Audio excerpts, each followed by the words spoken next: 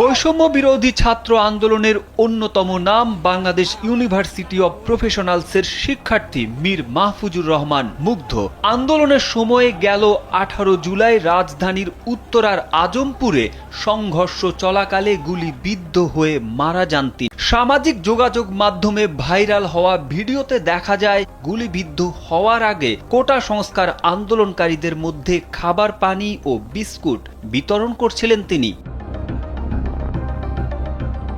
অথচ বুধবার রাত থেকে মুগ্ধের মৃত্যু নিয়ে সংশয় জানিয়ে ফেসবুকে বিভিন্ন পোস্ট করা হয়। তার মধ্যে একটি পোস্টে দাবি করা হয় মুগ্ধ মারা যায়নি, মুগ্ধ নামে কেউ ছিলই না, মুগ্ধ ও স্নিগ্ধ দুই ভাই নয়, মুগ্ধই স্নিগ্ধ ছিল, মানুষ একজনই। মুগ্ধের মৃত্যুর সত্যতা নিয়ে সন্দেহ পোষণ করে সাপোর্টার্স অব বাংলাদেশ আওয়ামী লীগ নামের একটি গ্রুপের পোস্টে লেখা হয়, মুগ্ধর ডেড বডির ছবি কেউ দেখে নাই, মুগ্ধর পোস্টমর্টেম রিপোর্ট, জানাজা, কবর কই?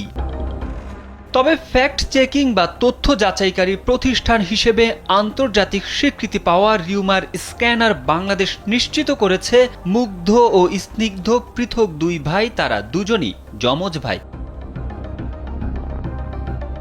খলিলুর রহমান সৈকত নামের একটি ফেসবুক অ্যাকাউন্ট থেকে বৃহস্পতিবার তাদের দুজনের ছবি পোস্ট করে ক্যাপশনে লেখা হয়, গুজব ছড়ানো থেকে বিরত থাকুন, মুগ্ধ ভাই ছিল, মুগ্ধ ভাই আছে, মুগ্ধ থাকবে আমাদের মনে। এইখানে সত্যতা প্রমাণ করার কিছু নাই, তাকে নিয়ে আমাদের এত স্মৃতি, তা আর বলার মতো কিছু নেই। আপনারা গুজব ছড়ানো থেকে বিরত থাকুন, তার এই ত্যাগকে অন্যদিকে নেওয়ার চেষ্টা করবেন না।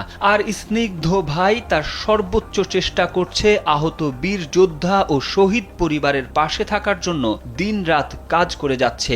আবার বলবো, গুজব ছড়ানো থেকে বিরত থাকুন।